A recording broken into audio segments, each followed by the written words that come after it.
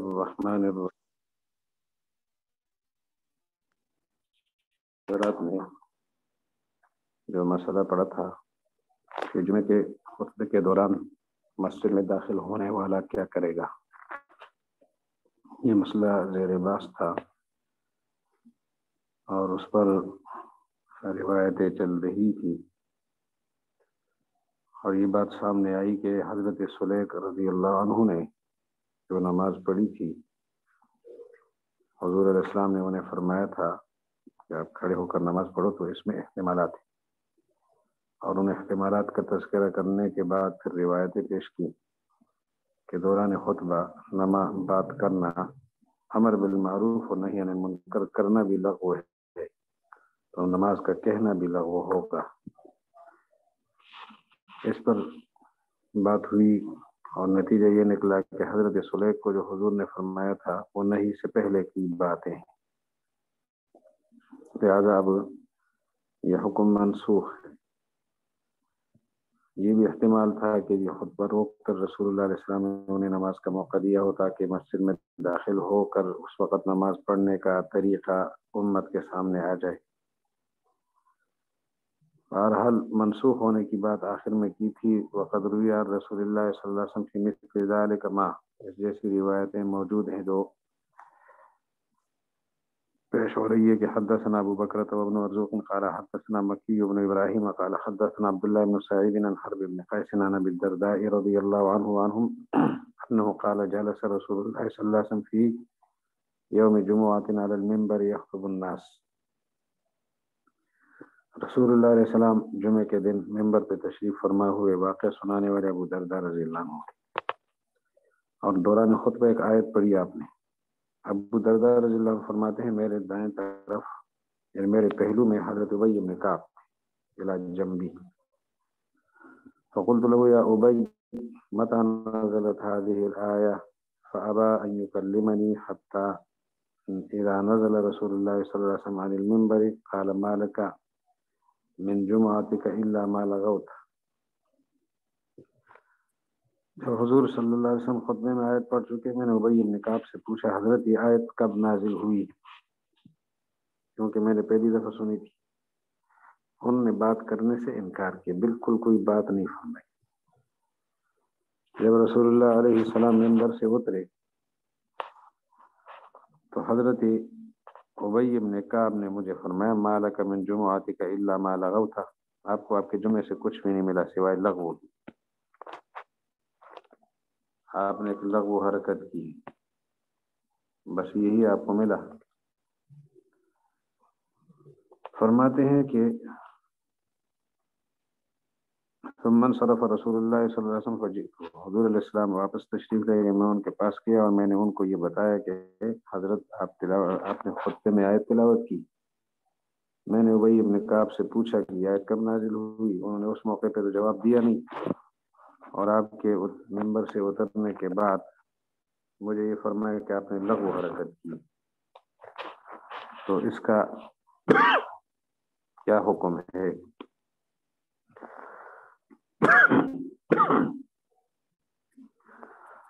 فجئت فاخبرت فقلت یا رسول اللہ انك تلوت آیۃ، آپ نے ایک آیت تلاوت کی، وإلی جنبی ابی بن کعب، میرے پہلو میں ابی بن کعب تھے، فسألته، میں نے ان سے پوچھا متى نزلت هذه الآية فأبى أن يكلمني، بات کرنے سے انکار کیا انہوں نے، حتى اذا نزلت، جب آپ اترے تو زعما، ابی نے یہ خیال کیا کہ انه ليس لي من جمعتی، کہ بے شک بات یہ ہے کہ مجھے میرے جمعے سے کچھ نہیں ملا مگر جو میں نے لغو کیا ہے۔ قال صدق اذا سمعت امامك يتكلم فانصت حتى ينصرف، کہ انہوں نے بالکل ٹھیک کیا، جو کہا صحیح کہا، جب اپنے امام کو سنو جب وہ کلام کر رہا ہو یعنی خطبہ دے رہا ہو تو آپ خاموش رہو جب تک امام منصرف نہ ہو یعنی اپنی جگہ سے واپس نہ ہو۔ تو اس سے یہ پتہ چلا کہ دوران خطبہ امر بالمعروف نہی عن المنکر، تعلیم تعلم دین کی کوئی بات یہ بھی جائز نہیں ہے، تو صلی نماز پڑھو پھر وہ نماز پڑھنا یہ کیسے جائز ہو سکتا ہے؟ وبه قال حدثنا أحمد بن داود قال حدثنا عبد الله بن محمد التيمي قال حدثنا حماد بن سلمة عن محمد بن عمرو عن أبي سلمة عن أبي هريرة رضي الله عنهم أن رسول الله صلى الله عليه وسلم كان يخطب يوم الجمعة فقرأ سورة جمعہ کے دن خطبہ دے رہے تھے ابو ہریرہ رضی اللہ عنہ فرماتے ہیں ایک سورت پڑھی فقال ابو ذر لأبی بن کعب متى نزلت هذه السورة یہ سورت کب نازل ہوئی ابو ذر رضی اللہ عنہ نے پوچھا حضرت ابی بن کعب سے فأعرض عنہ انہوں نے اعراض کیا کوئی جواب نہ دیا فلما قضى رسول اللہ صلی اللہ علیہ وسلم صلاته جب حضور علیہ السلام نے اپنی نماز مکمل کی قال ابی لأبی ذر ما لك من صلاتك الا ما لغوت حضرت ابی بن کعب نے حضرت ابو ذر سے فرمایا آپ کو آپ کی نماز میں سے کچھ نہیں ملا مگر وہ جو آپ نے لغو حرکت کی فدخل ابو ذر علی النبی صلی اللہ علیہ وسلم فاخبره بذلك ابو ذر رضی اللہ عنہ حضور علیہ السلام کے پاس تشریف لگے اور ان کو اس بات کی خبر دی فقال رسول اللہ صلی اللہ علیہ وسلم صدق ابی حضرت ابی نے بالکل ٹھیک کہا فقد امر رسول اللہ صلی اللہ علیہ وسلم بالانصات عند الخطبة وجعل حکمها في ذلك كحكم الصلاة وجعل الكلام فيها لغوا تو رسول اللہ علیہ السلام نے حکم دیا ہے بالانصات چپ رہنے کا عند الخطبة دوران خطبہ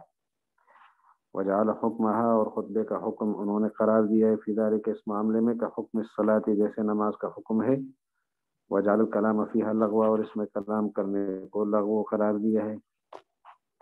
فتبت بذلك ان الصلاة فيها مکروہۃ اس سے یہ پتہ چلا کہ اس کے دوران نماز بھی مکروہ ہے فلکان الناس منہیین عن الکلام ما دام الامام یخطب تو جب لوگ باتیں کرنے سے منہا ہے منہیین ہے منہن ایک روکا ہوا منہیین بہت سارے روکے ہوئے جب لوگ روکے ہوئے ہیں عن الکلام بات کرنے سے ما دام الامام یخطب جب تک امام خطبہ دے رہا ہو تو یہ معاملہ جیسے مقتدیوں کے لیے ہے نا کانا کذالک الامام منہیا عن الکلام اسی طرح امام بھی روکا گیا ہوگا کلام سے مادام یخطب جب تک وہ خطبہ دے رہا ہے لیکن خطبے کے علاوہ باتوں سے روکا گیا ہے خطبہ دے گا خطبے کے علاوہ کوئی اور کلام نہیں کرے گا تو نبی علیہ السلام نے جو فرمایا تھا صلی یہ خطبے کے علاوہ دوسری بات اور صحابی نے جو کام کیا تھا وہ خطبے کے دوران نماز پڑھنا یہ چیزیں پہلے تھی بعد میں منسوخ ہو گئی اب نماز کے خطبے کے دوران بات کرنا بھی منع ہے اور کوئی اور کام کرنا بھی منع ہے اور بات کرنا جیسے امام کے لیے مقتدی کے لیے منع ہے ایسے ہی امام کے لیے منع ہے الا ترى ان المأمومین ممنوعون من الكلام في الصلاة اور اس کی وجہ یہ ہے کہ اس خطبے کا حکم نماز کا حکم ہے اور نماز میں جن چیزوں سے مقتدیوں کو روکا گیا ہے انہی چیزوں سے امام بھی رکا ہے اس کے لیے بھی وہ چیزیں منع ہے تو نماز میں اشیاء ممنوعہ میں امام اور مقتدی برابر ہے باتیں کرنا امام مقتدیوں کے لیے منع ہے امام کے لیے بھی منع ہے تو اسی طرح خطبے کا معاملہ ہوگا کہ جس چیز سے مقتدیوں کو روکا گیا ہے تو امام بھی اس سے رکا ہوا ہوگا اور ممنوع ہوگی اس کے لیے وہ چیز اللہ تعالیٰ تو دیکھتا نہیں ان المأمومین مقتدی حضرات ممنوعون من الکلام کلام سے روکے ہوئے ہیں فی الصلاۃ دوران نماز فکذلک الامام یہی معاملہ امام کا ہے فکان ما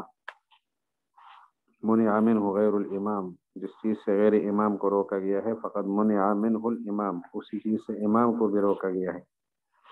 فکذلک لما منع غیر الامام من الکلام فی الخطبہ جس طرح روکا گیا ہے غیر امام کلام سے دوران خطبہ تو کان الامام منع بذلک ایضا اسی حدیث کی وجہ سے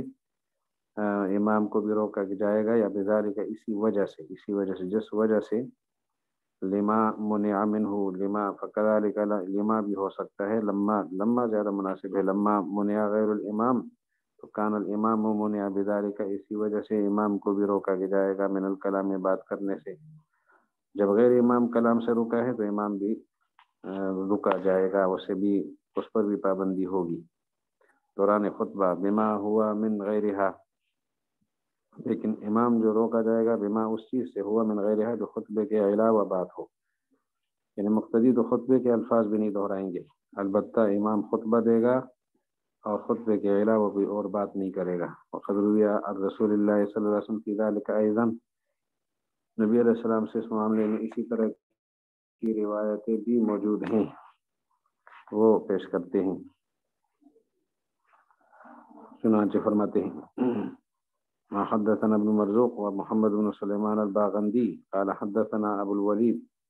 قال حدثنا ابو عوانة عن المغيرة عن ابراهيم عن علقمة عن قرطع عن سلمان رضي الله عنه في سلمان فارسي قال قال رسول الله صلى الله عليه وسلم تدرون ما الجمعة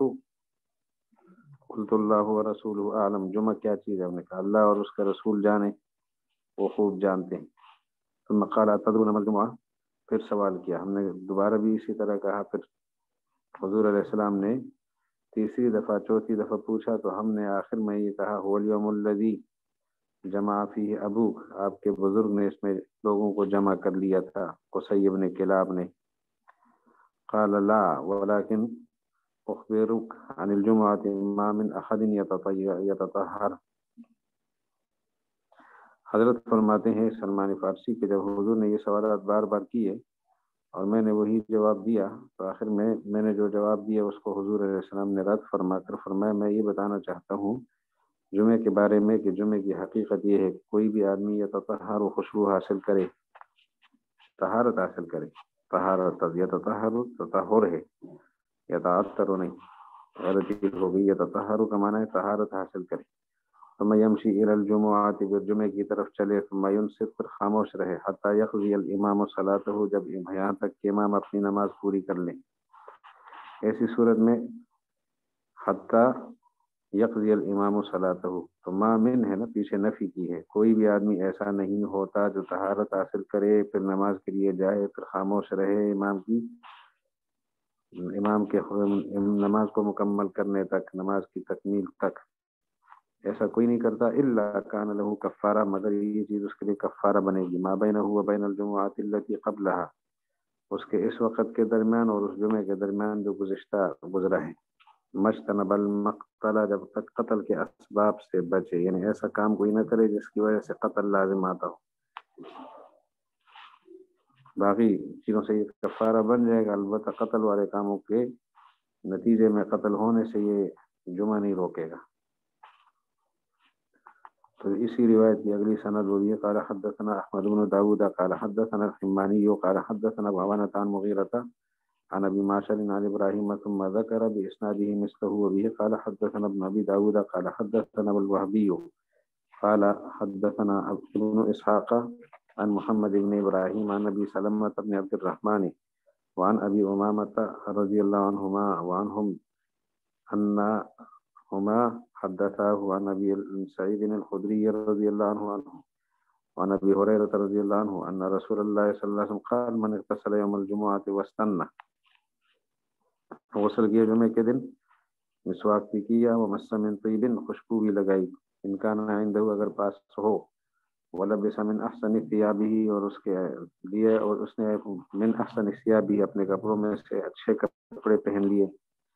ثم خرج، پھر نکلا، حتى يأتي المسجد، یہاں تک کہ مسجد پہنچا. فلم يتخطى رقاب الناس، لوگوں کی گردنوں کو نہیں پھلانگا، لوگوں کی گردنوں کے اوپر سے نہیں گزرا. پھر اس نے نماز پڑھی. ماشاء اللہ ان یرکع، جتنا اللہ چاہے وہ پڑھے، یعنی جتنا اس کا پڑھنا اللہ نے چاہا، جتنی توفیق ہوئی. وانصت، اور خاموش بھی رہا. اذا خرج الامام، جب امام نکلے باہر، اس وقت بالکل خاموش رہا. کانت کفارہ، امام نکلے خطبہ دینے کے لیے تو یہ شخص خاموش رہے. کانت کفارہ لما بینہا وبین الجمعۃ التی قبلہا، اس جمعے اور گزشتہ جمعے کے درمیان کے لیے یہ نماز کفارہ بنے گی اور یہ عمل کفارہ بنے گا. تو انصتہ کا لفظ موجود ہے امام کے خروج کے بعد. انصتہ کا پھر یہ معنی ہے کہ بات نہ کرے تو کسی قسم کا اور کام بھی نہ کرے. وبه قال حدثنا احمد بن داود قال حدثنا عبيد الله بن محمد قال حدثنا حماد بن سلمة عن محمد بن ابراهيم عن ابي سلمة عن ابي هريرة وابي سعيد رضي الله عنه عن رسول الله صلى الله عليه وسلم نحوه. وبه قال حدثنا ابراهيم بن منقذ قال حدثنا ابن وهب عن ابي عن اسامة بن زيد عن عمرو بن شعيب عن ابيه عن جده عبد الله بن عمرو عن رضی اللہ عنہ وعنہم عن رسول اللہ صلی اللہ علیہ وسلم قال من اغتسل يوم الجمعة ثم مس من طيب امرأته ولبس أصلح ثيابه ولم يتخطى رقاب الناس ولم يلغو عند الموعظة كانت كفارة لما بينهما. غسل کرے کہ جمعے کے دن پھر اپنی امرأہ بیوی کی خوشبو میں سے خوشبو لگا دے، یعنی اگر اپنے پاس نہ ہو اس صورت میں تو پھر وَلَبِسَ أَصْلَحَ ثِيَابِهِ، اچھے کپڑے پہنے، لوگوں کی گردنوں کے اوپر سے نہ گزرے اور کوئی لغو حرکت نہ کرے موعظت واز یعنی خطبے کے موقع پر، تو یہ عمل اس کا کفارہ بنے گا 2 جمعوں کے درمیان. تو عند الموعظہ کا لفظ موجود ہے، ولم یلغو کا لفظ موجود ہے، اس دوران کوئی لغو کام نہ کرے. وعن أبيه قال حدثنا ابن أبي داود قال حدثنا أبو مسهر قال حدثنا سعيد بن عبد العزيز عن يحيى بن الحارث الزماري عن أبي الأشعث الصنعاني عن أوس بن أوس رضي الله عنه قال قال رسول الله صلى الله عليه وسلم من غسل واغتسل وغدا وابتكر، جس نے غسل کرایا خود غسل کیا اور غسل واغتسل اپنا سر دھویا اور پورا جسم دھویا، یہ ترجمہ بھی کیا ہے بعض محدثین نے، اور غسل کرایا غسل کیا یہ ترجمہ بھی ہے. وغدا چلا وہ سویرے، وابتکر اور خوب جلدی گیا، ودنا من الامام امام کے قریب پہنچا. اور غدا اور ابتکر میں تجرید بھی کر سکتے ہیں، غدا کا معنی ہے صرف چلنا، چلا اور جلدی گیا، امام کے قریب ہوا. فانصت اور خاموش رہا، ولم یلغو کوئی لغو حرکت نہیں کی. کان لہو مکان کل خطوہ، ہر قدم کے اٹھانے کے بدلے میں عمل سنۃ 1 سال کے عمل کا ثواب ملے گا، صیام کا بھی قیام کا بھی. وبه قال حدثنا ابو بکر قال حدثنا ابو احمد قال حدثنا سفیان عن عبد الله بن عيسى عن يحيى بن الحارث فذكر مثله باسناده. وبه قال حدثنا سليمان بن شعيب قال حدثنا اسد قال حدثنا ابن ابي ذئب عن سعيد المقبوري قال اخبرني ابي عن عبد الله بن وديعة عن سلمان الخيري، سلمان فارسی رضی اللہ عنہ سلمان خیر کہلاتے ہیں رضی اللہ عنہ ان النبی صلی اللہ علیہ وسلم قال أن يغتسل الرجل يوم الجمعة ويتطهر بما استطاع من طهر ثم الدهن، جتنی اس کو طاقت ہو اتنی پاکی حاصل کرے، خوشبو اور پھر تیل لگائے، من دہن تیل میں سے، او مس من طیب بیتہ یا اپنے گھر کے خوشبو میں سے خوشبو مل لے اپنے جسم پر یعنی لگائے. ثم راح پھر چلے، فلم یفرق بین اثنین 2 آدمیوں کے درمیان تفریق نہ کرے، 2 آدمی اکٹھے بیٹھے ہیں تو درمیان سے نہ گزرے، دونوں کو ایک دوسرے سے جدا بھی نہ کرے. وصلی ما کتب اللہ لہ اور نماز پڑھے جو اللہ نے اس کے لیے لکھی ہے. ثم ینصت پھر خاموش رہے. اذا تکلم الامام جب امام کلام کرے یعنی خطبہ دے. غفر له ما بینہ وبین الجمعات الاخرى. وفي هذه الآثار ايضا الامر بالانصات، ان احادیث میں بھی الامر بالانصات، انصات کا حکم ہے. اذا تکلم الامام جب امام کلام کرے، فذلك دلیل کلام کرے یعنی خطبہ دے، تو یہ اس بات کی دلیل ہے کہ ان موضع کلام الامام لیس بموضع صلاۃ، کہ جب امام کلام کر رہا ہو یعنی خطبہ دے رہا ہو یہ نماز کا موقع نہیں ہے. فهذا حکم هذا الباب من طریق تصحیح معانی الآثار، اس باب کا یہ حکم ہمارے سامنے آیا احادیث کی مفاہیم کی تصحیح کے راستے سے، احادیث کے درمیان تعارض کو، ٹکراؤ کو دور کرنے کے راستے سے یہ مطلب سامنے آیا کہ دوران خطبہ کسی قسم کی نماز نہیں ہے، نیا داخل ہونے والا آدمی بھی نماز نہیں پڑھے گا، اور جو پڑھنے کا حکم تھا وہ منسوخ ہے. تو تعارض ختم ہو گیا، حدیث سمجھ آ گئی. اب قیاس کی طرف آتے ہیں. اما وجہ النظر فإن رأيناهم لا يختلفون أن من كان في المسجد قبل أن يخطب الإمام فإن خطبة الإمام تمنعه من الصلاة فيصير بها في غير موضع صلاة. امام طحاوی فرماتے ہیں کہ ہمارا اور ان سارے بزرگوں کا ایک نقطے پر اتفاق ہے، وہ یہ کہ مسجد میں پہلے سے موجود لوگ امام کے خطبے کے دوران نماز نہیں پڑھ سکتے، یعنی خطبے کا وقت نماز کا وقت نہیں ہے، خطبے کے دوران نماز کا کوئی موقع نہیں ہے مسجد میں پہلے سے موجود لوگوں کے لیے. اس پر تو سب کا اتفاق ہے. اختلاف اس میں ہے کہ نیا داخل ہونے والا کیا کرے گا. تو ان حضرات نے فرمایا نیا داخل ہونے والا خود نماز پڑھے گا، اور ہم نے کہا نہیں پڑھے گا. تو ہم کہتے ہیں یہ پہلے بیٹھے ہوئے لوگ اور نئے آدمی دونوں تو برابر ہیں اس معاملے میں، حکم تو ایک جیسے ہوتے ہیں۔ تو لہٰذا جیسے حکم پرانے لوگوں کے لیے ہے، پہلے سے موجود لوگوں کے لیے ہے کہ دوران خطبہ نہ نماز پڑھیں گے نہ کوئی اور حرکت کریں گے، تو نیا داخل ہونے والا بھی کچھ نہیں کرے گا، نہ نماز پڑھے گا نہ کچھ اور۔ وَأَمَّا وَجْهُ النَّظَرِ فَإِنَّا رَأَيْنَاهُمْ لَا يَخْتَلِفُونَ، ہم نے ان کو دیکھا اختلاف نہیں ان میں، أَنَّ مَنْ كَانَ فِي الْمَسْجِدِ قَبْلَ أَنْ يَخْطُبَ الْإِمَامُ، کہ جو مسجد میں امام کے خطبے سے پہلے موجود ہو، فَإِنَّ خُطْبَةَ الْإِمَامِ تَمْنَعُهُ مِنَ الصَّلَاةِ، تو بے شک امام ہے نماز سے، فیصیر بہا فی غیر موضع صلاۃ، اس خطبے کی وجہ سے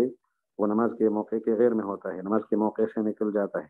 اندر سے پہلے سے موجود آدمی۔ فالنظر علی ذلک ان یکون کذالک داخل المسجد، اس پر نظر ڈالتے ہوئے یہ نتیجہ نکلتا ہے کہ اسی طرح وہ آدمی ہوگا جو مسجد میں نیا داخل ہو اور امام خطبہ دے رہا ہو، یہ آدمی بھی داخلاً فی غیر موضع صلاۃ، یہ بھی داخل ہو چکا ہے نماز کے موقع کے غیر میں، نماز کا موقع نہیں ہے اور یہ مسجد میں آیا ہے، فلا ينبغي ان يصلي، لہذا اس کو نماز پڑھنا مناسب نہیں ہے۔ وقد رأينا الأصل المتفق عليه أن الأوقات التي تمنع من الصلاة يستوي فيها من كان قبلها في المسجد ومن دخل فيها، اس کا حاصل یہ ہے کہ جن اوقات میں نماز منع ہے، طلوع الشمس کا وقت ہے، استواء الشمس کا وقت ہے، غروب الشمس کا وقت ہے، ایک آدمی پہلے سے مسجد میں موجود ہے، یا فجر کے بعد کا وقت ہے یا عصر کے بعد کا، ایک آدمی پہلے سے مسجد میں موجود ہے وہ اور جو نیا داخل ہو، ان کا حکم ایک ہوتا ہے، جو چیزیں پہلے سے موجود لوگوں کے لیے منع ہے وہ نئے داخل ہونے والے کے لیے بھی منع ہے، وہاں کوئی فرق نہیں ہے۔ تو دوران خطبہ بھی انہی اوقات میں سے ہے جو موجودین کے لیے وقت ممنوع ہے، تو نئے داخل ہونے والے کے لیے وقت ممنوع ہونا چاہیے۔ دیگر اوقات ممنوعہ میں پرانے موجود پہلے سے موجود لوگ مسجد میں وہ اور نئے داخل ہونے والوں کا حکم ایک ہے، تو دوران خطبہ یہ بھی اوقات ممنوعہ میں سے ہے، تو اس میں بھی پہلے سے موجود لوگ اور نئے داخل ہونے والوں کا حکم ایک ہونا چاہیے۔ وقد رأینا، اور ہم نے دیکھا، الاصل المتفق علیہ، ایک اصل جس پر اتفاق کیا گیا ہے، کہ ان الاوقات التي، وہ اصل یہ ہے کہ وہ اوقات تمنع جو روکتے ہیں، من الصلاۃ نماز سے، یستوی فیہا ان میں برابر ہے، من کان قبلہا جو پہلے سے ان اوقات سے پہلے سے مسجد میں موجود ہو، ومن دخل فیہا المسجد، اور جو ان اوقات میں مسجد میں داخل ہو جائے، فی مانعہا منع کرنے میں برابر ہے، ایہما دونوں کو، من الصلاۃ نماز سے، دونوں کو یہ وقت نماز سے روکتا ہے۔ فلما كانت الخطبة تمنع من كان قبلها في المسجد، جو پہلے سے موجود آدمی ہے خطبہ اس کو باتیں کرنے سے روکتا ہے، نماز سے روکتا ہے، عن الصلاۃ نماز سے، تو كانت كذلك ايضا، تو یہ خطبہ بھی اسی طرح تمنع روکے گا من اس آدمی کو، دخل المسجد جو مسجد میں داخل ہو، بعد دخول الامام امام کے داخلے سے کے بعد، داخل ہونے کے بعد، فیہا من الصلاۃ اس کے دوران نماز سے، یہ چیز اس کے لیے بھی مانع ہوگی۔ هذا هو وجه النظر فی ذلک، اس سلسلے میں یہی وجہ نظر ہے، اور یعنی جو چیزیں پہلے سے موجود لوگوں کے لیے منع ہے وہی چیزیں نئے داخل ہونے والے کے لیے منع ہونی چاہیے، اور یہی نظریہ ہے امام ابو حنیفہ کا، امام ابو یوسف کا اور امام محمد کا رحمہم اللہ۔ فرماتے ہیں کہ یہ بات صرف ان پہ ختم نہیں ہے، پرانے حضرات صحابہ کرام، اسی طرح تابعین، ان کی ایک بڑی جماعت سے بھی یہی مسئلہ موجود منقول ہے کہ دوران خطبہ کوئی آدمی کسی قسم کی نہ کوئی نماز پڑھے گا نہ کوئی اور کام کرے گا۔ وقد رویت فی ذلک آثار، اس معاملے میں بہت ساری حدیثیں منقول ہیں، جماعت من المتقدمین، متقدمین کے میں سے ایک بڑی جماعت سے، ان میں قاضی شریح کا واقعہ آئے گا، یہ قاضی شریح تابعی ہیں، اور یہ قال حدثنا ابن مرزوق قال حدثنا وهب قال حدثنا شعبة عن توبة العنبري قال الشعبي أرأيت الحسن حين يجيء وقد خرج الإمام فيصلي عمن أخذ هذا، لقد رأيت شريحا إذا جاء وقد خرج الإمام لم يصلي۔ شعبی نے پوچھا کہ آپ نے حسن کو دیکھا ہے جس وقت وہ آ رہا ہے اور امام نکلا ہو وہ نماز پڑھتا ہے؟ حسن بصری رحمۃ اللہ علیہ امام کی تشریف آوری کے موقع پر بھی نماز پڑھتے رہتے ہیں، یہ مسئلہ انہوں نے کہاں سے لیا ہے؟ حالانکہ حضرت شعبی فرماتے ہیں کہ میں نے تو خود کا شریح کو دیکھا تھا، جب وہ تشریف لاتے اور امام پہلے سے موجود ہوتے تو لم یصلی، وہ نماز نہیں پڑھتے تھے امام شریح، قاضی شریح رحمہ اللہ۔ اس کے بعد واقع ہے بھی قال حدثنا ابن ابي داود قال حدثنا ابو صالح قال حدثني الليث قال حدثني وقيل عن ابن شهاب في الرجل يدخل المسجد يوم الجمعة۔ ابن شہاب الزہری اس آدمی کے بارے میں کہتے ہیں تابعین میں سے ہے جو مسجد میں داخل ہو جمعے کے دن امام خطبہ دے رہا ہو، قال یجلس ولا یسبح، بیٹھ جائے کوئی تسبیح نہ پڑھے، تسبیح بمانے کوئی نفل وغیرہ کوئی نماز نہ پڑھے، یہاں یسبح بمانے یصلی ہے، نہ تسبیح پڑھے یعنی نہ نماز پڑھے۔ وبه قال حدثنا احمد بن الحسن قال حدثنا علي بن عاصم عن خالد الحذاء ان ابا قلابة جاء يوم الجمعة والامام يخطب فجلس ولم يصلي۔ ابو قلابہ تشریف لائے جمعے کے دن، امام خطبہ دے رہے تھے، وہ بیٹھ گئے اور انہیں کوئی نماز نہیں پڑھی۔ وبه قال حدثنا روح بن الفرج قال حدثنا عبد الله بن محمد الفهمي قال اخبرنا ابن لهيعة عن ابن حبيرة عن ابي مصعب عن عقبة بن عامر رضی اللہ عنہ قال الصلاۃ والامام علی المنبر معصیہ، نماز اس حالت میں کہ امام منبر پر ہو یہ گناہ ہے، معصیت ہے۔ وبه قال حدثنا يونس قال اخبرني ابن وهب قال اخبرني يونس عن ابن شهاب قال اخبرني ثعلبة بن ابي مالك القرظي ان جلوس الامام على المنبر يقطع الصلاة وكلامه، کہ جو آدمی منبر پر بیٹھتا ہے تو نماز کو توڑ دیتا ہے اس کے کلام کو، وکلامہ یقطع الامام یقطع الصلاۃ، جب امام بیٹھ جائے منبر پر تو نماز کو توڑ دیتا ہے اور اس کا کلام کو بھی توڑ دیتا ہے، یقطع الامام یعنی وہ کلام کو بھی امام توڑ دیتا ہے، ختم کر دیتا ہے۔ وقال انہم كانوا يتحدثون حين يجلس عمر بن الخطاب على المنبر حتى يسكت المؤذن، کہ یہ لوگ باتیں کیا کرتے تھے جب حضرت عمر بن الخطاب منبر پہ بیٹھتے تھے مؤذن کی خاموشی تک۔ اذا قام عمر على المنبر لم يتكلم احد حتى يقضي خطبتيه كلتيهما، اور جب حضرت عمر رضی اللہ عنہ خطبہ دینا شروع کر لیتے تھے منبر پر کھڑے ہو جاتے تو کوئی بات نہ کرتا جب تک دونوں خطبے مکمل نہ کریں۔ ثم اذا نزل عمر عن المنبر وقضى خطبتيه تكلموا، جب منبر سے اترتے خطبے مکمل کرتے تب کلام کرتے۔ اس سے بھی یہی پتہ چلا کہ دوران خطبہ کسی قسم کا کلام نہیں ہے تو وہ نماز کیسے ہو سکتی ہے۔ ابھی قال حدثنا ابن ابي داود قال حدثنا اسماعيل بن الخليل قال حدثنا علي بن مسهر عن هشام بن عروة قال رأيت عبد الله بن صفوان دخل المسجد يوم الجمعة وعبد الله بن الزبير يخطب، فرماتے ہیں کہ میں نے عبداللہ بن صفوان کو دیکھا، ہشام بن عروہ فرماتے ہیں کہ وہ مسجد میں آئے، جمعہ کا دن تھا اور عبداللہ بن زبیر رضی اللہ عنہ خطبہ دے رہے تھے۔ رأيت عبد الله بن صفوان دخل المسجد، کب؟ یوم الجمعہ، اور کیا حالت تھی؟ وہ عبداللہ ابن الزبیر یخطب، عبداللہ ابن زبیر خطبہ دے رہے تھے، منبر پر بیٹھے ہوئے تھے، وعلیہ ازار ورداء ونعلان وهو متعمد بعمامۃ۔ تو یہ جو حضرت تھے یہ جب تشریف لائے تھے ان کے ازار بھی تھا، ردا بھی تھا، نالان بھی تھے، وهو متعمم بعمامۃ، سیاہ پگڑی بھی باندھے ہوئے تھے۔ فاستلم الرکن، رکن کا انہوں نے استلام کیا، یعنی حجر اسود کا، رکن سے مراد حجر اسود، اس کا استلام کیا اور پھر کہنے لگے السلام علیک یا امیر المومنین ورحمۃ اللہ وبرکاتہ، ثم جلس ولم یرکع، سلام تو کہا، بیٹھ کے کوئی نماز نہیں پڑھی۔ اب عبداللہ بن صفوان کا نماز نہ پڑھنا حضرت عبداللہ بن زبیر کی موجودگی میں، اور عبداللہ بن زبیر مکہ مکرمہ میں امیر المومنین تھے، دارالخلافہ مکہ مکرمہ تھا، تو عبداللہ بن صفوان بیٹھے اور انہوں نے کوئی نماز نہیں پڑھی اور عبداللہ بن زبیر نے بھی کچھ نہیں کہا، کسی اور نے بھی۔ وبه قال حدثنا ابو بکرۃ قال حدثنا ابو عاصم قال حدثنا شعبۃ منصور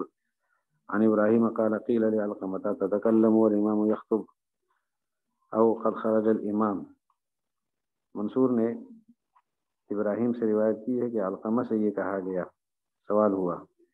کہ آپ اس وقت کلام کرتے ہو جب امام خطبہ دے رہا ہو، یا یہ فرمایا تھا آپ اس وقت کلام کر رہے ہو جس وقت امام باہر آ جائے؟ قال لا، انہوں نے کہا نہیں۔ فقال له رجل اقرأ حزبی، تو میں اگر اپنے اوراد پڑھنا شروع کر دوں ایسے موقع پر، اقرأ حزبی والامام یخطب، تو انہوں نے آگے سے جواب دیا کہ عسیٰ ان یضرک والا یضرک، ہو سکتا ہے یہ تمہارے اوراد پڑھنا، اپنی ذاتی تلاوت کرنا وغیرہ یہ آپ کو نقصان دے، اور ہو سکتا ہے نقصان نہ دے۔ نقصان اس صورت میں دے کہ جب آپ آواز سے پڑھتے ہو، اور اگر دل میں آہستہ آہستہ کرتے ہو سکتا ہے نقصان نہ دے، لیکن نماز پڑھنے کا کوئی ذکر یہاں نہیں ہے۔ اور عسیٰ یضر کا لفظ بھی بتاتا ہے کہ نماز کا موقع یہ نہیں ہے۔ اب یہ قال حدثنا احمد بن داؤد قال حدثنا عبید اللہ بن محمد قال حدثنا عبد الواحد بن زیاد قال حدثنا الحجاج قال حدثنا عطاء قال كان ابن عمر وابن عباس،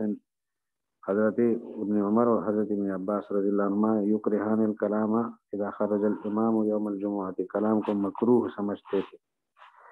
اور جس وقت امام خطبے کے لیے آ جاتا تھا جمعے کے دن۔ اب یہ قال حدثنا ابراہیم بن مرزوق قال حدثنا ابو عاصم عن سفیان عن لیث عن مجاہد انه کرہ ان یصلی والامام یخطب، کہ وہ مکروہ سمجھتے نماز پڑھنے کو اس حالت میں کہ امام خطبہ دے رہا ہو۔ یہ امام مجاہد کا عمل ہے، تو دوران خطبہ کوئی نماز نہیں ہے۔ اس کے بعد فرماتے ہیں فقد روینا فی هذه الاثار ان خروج الامام یقطع الصلاۃ، کہ امام کا نکلنا اپنے کمرے سے ممبر پر بیٹھنے کے لیے، خطبہ دینے کے لیے، یہ نمازوں کو ختم کر لیتا ہے۔ اور نبی کریم صلی اللہ علیہ وسلم عبداللہ بن صفوان جاء وعبداللہ بن زبیر یخطب فجلس ولم يرکع، اور یہ بھی آپ نے پڑھا کہ عبداللہ بن صفوان آئے، عبداللہ بن زبیر خطبہ دے رہے تھے، وہ بیٹھے اور انہوں نے رکوع یعنی کوئی نماز نہیں پڑھی۔ فلم ينکر ذلک علیہ عبداللہ بن زبیر، فلم ينکر ذلک، اس چیز پر نکیر نہیں کیے اس چیز کے بارے میں عبداللہ بن زبیر نے حضرت عبداللہ بن صفوان پر، ولا من کان بحضرتہ من اصحاب رسول اللہ صلی اللہ علیہ وسلم وتابعیہم، نہ ان لوگوں نے جو حضور کے صحابہ تھے وہاں موجود یا تابعین تھے۔ اسی طرح ثم کان شریح یفعل ذلک، اور شریح تو ایسا کرتے تھے، شریح بھی ایسا ہی کرتے تھے کہ ورواه الشعبی واحتج به على من خالفه، اور شعبی نے اس کو باقاعدہ روایت میں پیش کیا ہے اور مخالفین کے خلاف اس سے استدلال کیا ہے، اس کے ذریعے سے واحتج به، اس کے ذریعے سے استدلال کیا ہے اپنے مخالفین پر۔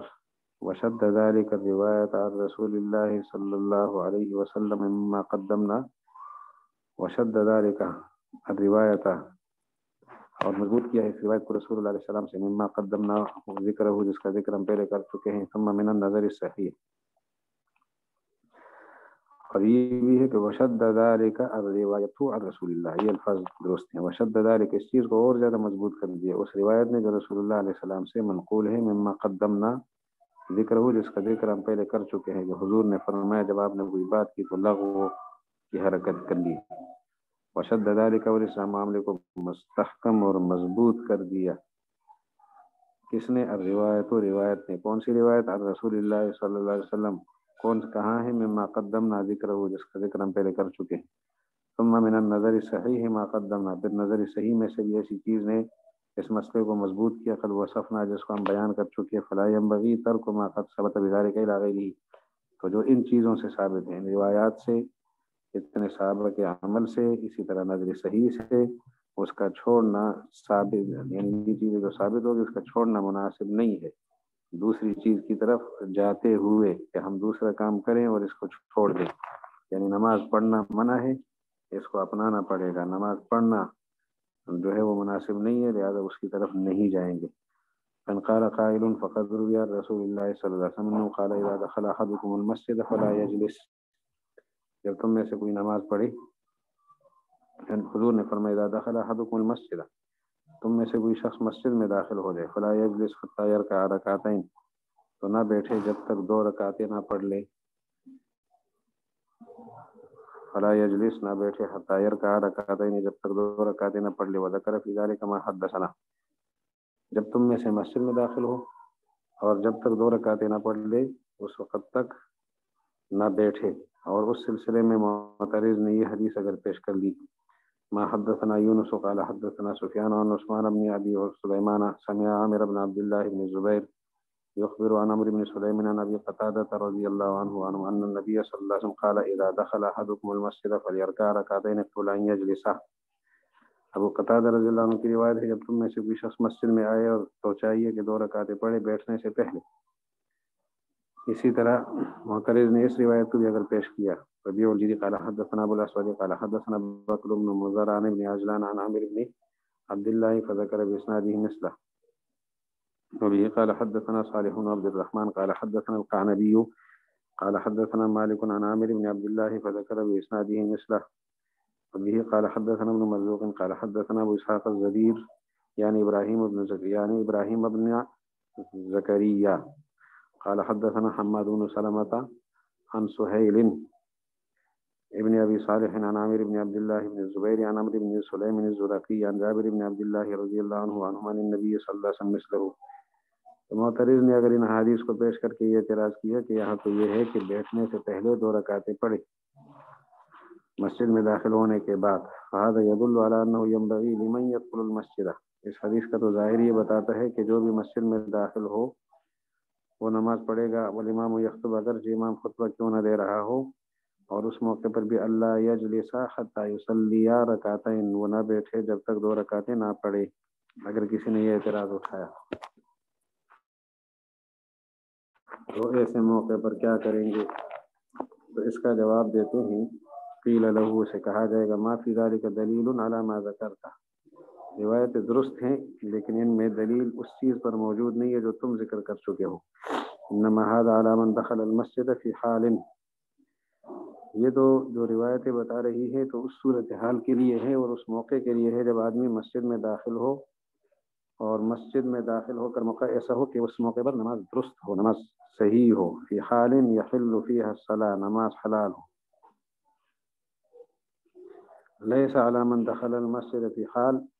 یہ اس آدمی کے لیے نہیں ہے اور اس کے اوپر یہ حکم لاگو نہ ہوگا کہ جو مسجد میں تو داخل ہو ایسی حالت میں اور وہاں نماز جائز ہی نہ ہو. مثلا یہی حدیث موجود ہے لیکن ایک آدمی مسجد میں داخل ہو طلوع شمس کے وقت یا ایک آدمی مسجد میں داخل ہو استواء شمس کے وقت غروب شمس کے وقت یا فجر کے بعد عصر کے بعد منہی عن الصلاۃ فیہا جن میں نماز منع ہے ان اوقات میں تو وہاں تو نماز پڑھنا مناسب نہیں ہوتا. تو خطبہ بھی ایسے ہی اوقات میں سے ہے جن میں نماز پڑھنا منع ہے. یہ حدیث اس موقع کو شامل نہ ہوگی. قیل له ما فی ذلک دلیل علی ما ذکرت انما دخل هذا. ہاں یہ بات مکمل ہو گئی. یہ انما هذا علی من دخل المسجد جو آدمی مسجد میں داخل ہو اور ایسی حالت میں داخل ہو کہ نماز پڑھنا درست ہو اس آدمی کے اوپر یہ حکم لاگو نہ ہوگا جو مسجد میں داخل ہو اس ایسے وقت میں کہ جہاں نماز درست ہی نہ ہو. حالا ترا تو دیکھتا نہیں ان من دخل المسجد جب آدمی مسجد میں داخل ہو طلوع شمس کے وقت یا غروب الشمس کے وقت یا ایسے وقت میں ان اوقات منہی عن الصلاۃ جس میں نماز منع کیا گیا ہے فیہا ان میں اور وہ داخل ہو انہ لا ينبغي له ان يصلي اس کے تو جائز نہیں ہے کہ نماز پڑھے صحیح نہیں ہے. وانه ليس ممن امره النبي صلی اللہ علیہ وسلم اور یہ آدمی جو اوقات منہی عنہ میں مسجد کے اندر داخل ہو جائے کہ ان لوگوں میں شامل ہی نہیں ہے جس کو حضور علیہ السلام نے حکم دیا ہے کہ تم 2 رکعت پڑھو اس لیے کہ مسجد میں داخل ہوئے ہو. وجہ لأنه قد نهى عن الصلاة حينئذ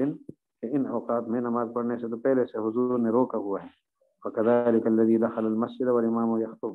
اسی طرح وہ آدمی بھی ہوگا جو مسجد میں داخل ہو اور امام خطبہ دے رہا ہو ليس له ان يصلي وليس ممن امره النبي صلی اللہ علیہ وسلم بذلك اس کے لیے مناسب نہیں ہے کہ نماز پڑھے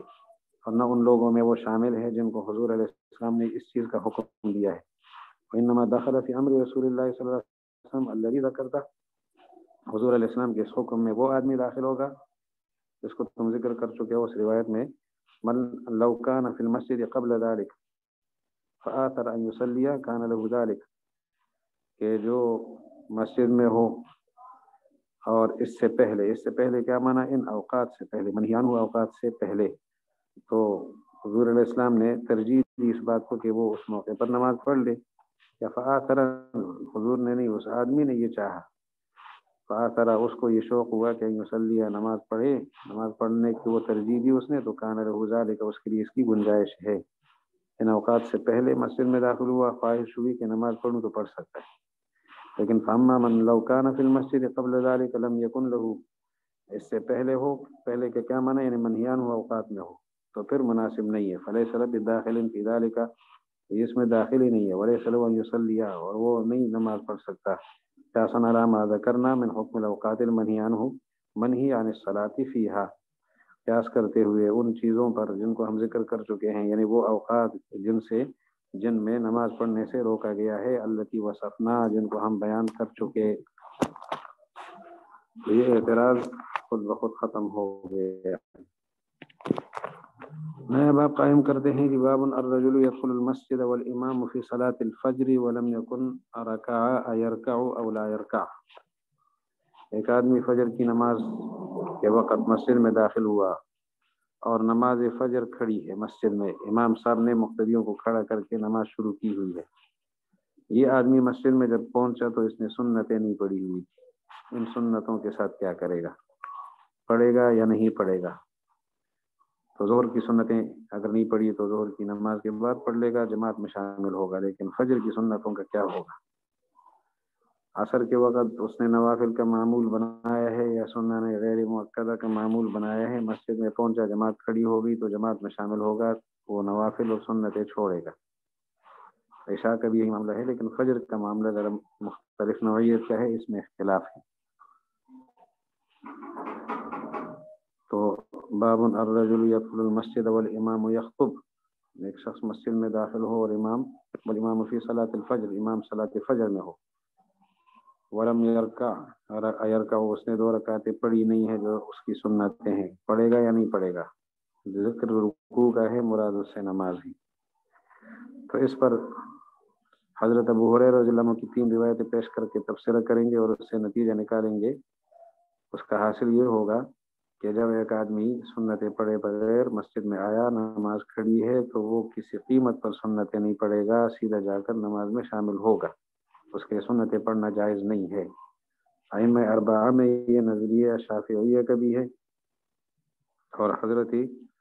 احمد بن حنبل رحمہ اللہ کا بھی ہے. ان دونوں بزرگوں کا ائمہ 4 میں سے یہ قول ہے اور یہ مسلک اور مذہب ہے.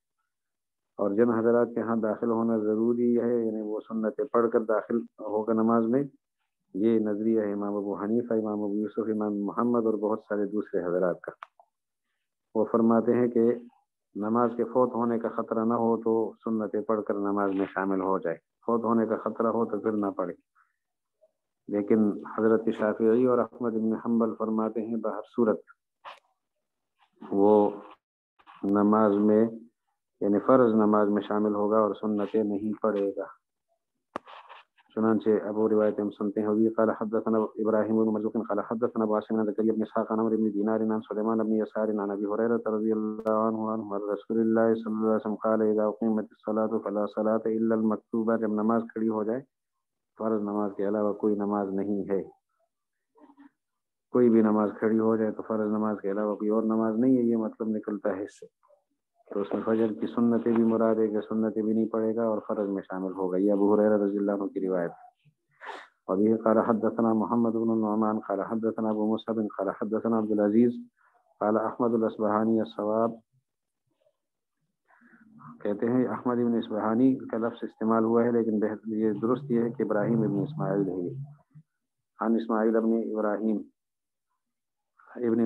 مجمع الانصاری عن عمرو بن دینار عن عطاء بن يسار عن ابي هريره رضي الله عنه وعنهم عن النبي صلى الله عليه وسلم مثله.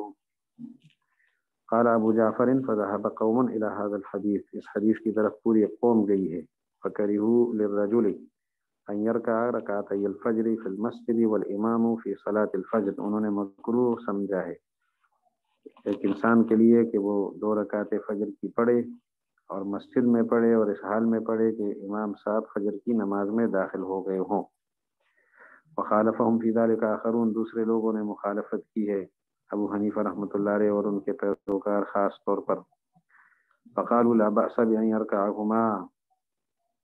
2 رکعتیں پڑھ سکتا ہے بشرطے کہ صف کے اندر شریک نہیں ہوگا، اور جب تک اسے 2 رکعتیں جو امام والی ہے یعنی فرض نماز کے فوت ہونے کا خطرہ نہ ہو. یہ 2 شرطیں ہیں، ایک یہ کہ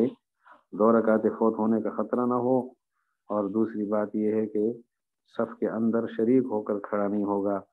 یعنی کمرے میں پڑھ لے، برآمدے میں پڑھ لے، صف کے پیچھے الگ کر کے پڑھ لے، صف کے اندر شریک نہیں ہوگا۔ شریک ہو جائے گا نماز ہو جائے گی، لیکن گناہ گار ہوگا، مکروہ کام اس نے کیا کہ اس نے فرض اور سنتوں کو خلط ملط کر دیا ایک صف میں کھڑے ہو کر۔ تو لا باس بأن يركعهما غیر مخالط للصفوف، صف کے ساتھ اختلاط کیے بغیر، معلوم يخف فوت الرکعتین، جب تک 2 رکعتوں کے فوت ہونے کا خطرہ نہ ہو امام کے ساتھ جو 2 رکعتیں۔ وكان من الحجة لهم على أهل المقالة الأولى أن ذلك الحديث الذي احتجوا به أصله عن أبي هريرة لا عن النبي صلى الله عليه وسلم، هكذا رواه الحفاظ عن عمرو بن دینار۔ یہ جو اوپر حدیث آپ نے پڑھی ہے حضرت ابو ہریرہ رضی اللہ عنہ کی، تو یہ احناف حضرات فرماتے ہیں یہ والی حدیث حضرت ابو ہریرہ رضی اللہ عنہ سے ہے، یہ حدیث موقوف ہے، مرفوع نہیں ہے۔ اور یہ جو اوپر بزرگ آپ نے دیکھے زکریا بن اسحاق عمرو بن دینار سے نقل کرتے ہیں، اس سند میں زکریا بن اسحاق ہیں، عمرو بن دینار کے وہ شاگرد ہیں، اور وہ اس حدیث کو ابو ہریرہ رضی اللہ عنہ سے نقل کرتے ہوئے مرفوع بناتے ہیں، حالانکہ یہ مرفوع نہیں ہے، موقوف ہے۔ اور موقوف ہونے کی دلیل یہ ہے کہ دوسرے جو حفاظ شاگرد ہیں زکریا بن اسحاق کے علاوہ متبادل حفاظ حضرات ہیں، بڑے بڑے لوگ عمرو بن دینار کے شاگرد ہیں، تو وہ حضرات اس حدیث کو مرفوع نہیں بناتے، موقوف بناتے ہیں۔ اور زکریا بن اسحاق یہ اتنے بڑے محدث نہیں ہیں جس طرح کے ان کے دوسرے شاگرد ہیں، وہ آگے حماد بن سلمہ نام آئے گا، حماد بن سلمہ، اسی طرح حماد بن زید، یہ بڑے بڑے محدثین ہیں، حفاظ ہیں، ائمہ حفاظ، وہ اس حدیث کا ابو ہریرہ رضی اللہ عنہ سے نقل کرتے ہیں لیکن مرفوع نہیں بناتے، موقوف سمجھتے ہیں کہ حضرت ابو ہریرہ نے یہ فرمایا تھا۔ اور حضرت ابو ہریرہ صحابی کی موقوف روایت بھی حجت ہوتی ہے، لیکن اس صورت میں جب اس کے مقابلے میں مرفوع روایات موجود نہ ہو اور یا دوسری موقوف روایت نہ ہو، اختلافی موقع پر صرف ایک موقوف حدیث سے استدلال درست نہیں ہوتا، تو اس لیے پھر دیکھا جاتا ہے ترجیح کو۔ آگے دیکھیں، وبه قال حدثنا